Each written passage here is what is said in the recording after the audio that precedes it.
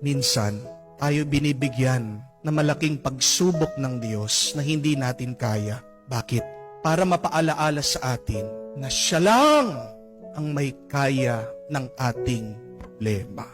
Bibigyan at bibigyan tayo ng Diyos ng pagsubok na hindi natin kakayanin. Bakit? Dahil pinapaalala niya na magtiwala tayo sa Kanya dahil Siya lang ang may kaya ng ating pagsubok. Sa tingin niyo po ba, kung kakayanin lang natin lahat ng problema tayo lang, magdadasal pa ba tayo? Hindi na po.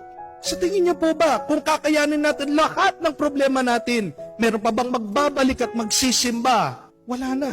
Pinapabayaan ng Diyos na tayo'y magdusa minsan para tayo ay bumalik sa Kanya at mapaalaala, ako lang ang may kaya dahil ang Diyos lang ang tunay na makapangyarihan.